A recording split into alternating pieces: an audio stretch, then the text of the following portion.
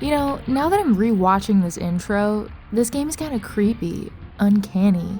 Everything is so chaotic. There are sirens, Lego pieces flying around, and the music puts me on edge. Kind of a sensory overload, in a good way. I know how Laura, you feel. no time for your touchy-feely stuff now. Come in, Infomaniac. Come in, Infomaniac. Hurry, Info.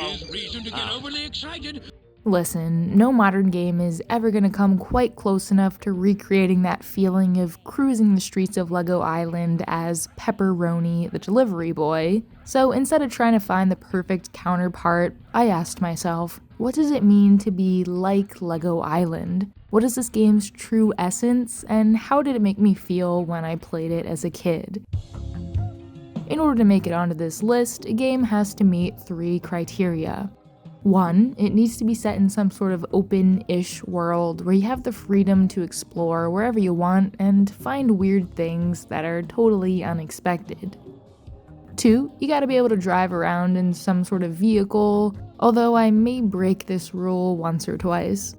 And 3, the game definitely needs to be playful, instill in you a childlike sense of wonder and whimsy. You know, be a video game. Oh, my bricks are killing me. For me, the best example of a game that captures this essence is hands down Tiny Terry's Turbo Trip. Would you look at that? Just another beautiful day in Sprankle Water. Yeah, there's an overarching goal of launching your car into space, but you can just totally ignore that and drive around. And you'll run into a bunch of random and unhinged things, just like you did in Lego Island. The town of Sprankle Water is imaginative and colorful. Terry is reckless, causing traffic jams and going around whacking people with pipes. Of course, there's the yellow car that you can upgrade with more boost power, or you can just hijack someone else's ride. The whole game has this air of simplicity, which is something that made Lego Island shine. It's not complicated, just fun, and there are some great Easter eggs sprinkled throughout it too. Trevry's Turbo Trip! Taxi! Taxi? Taxi?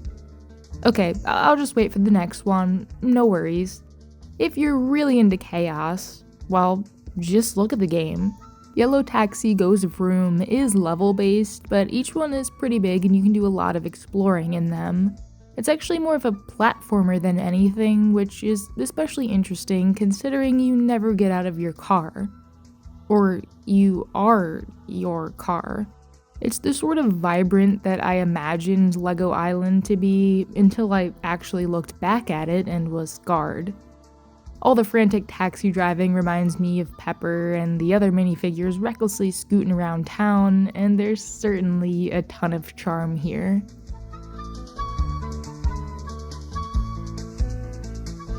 Oops, you have to put the CD back in your computer. And the weather today is pretty good.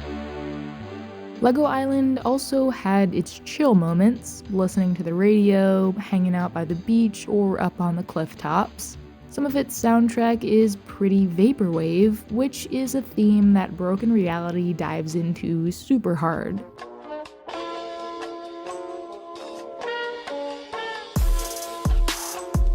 You do just walk around the whole time, but there are plenty of sights to take in along the way. Maybe a few too many sights. Definitely a different visual experience than this almost barren island, but I think they're both weird in kind of parallel ways.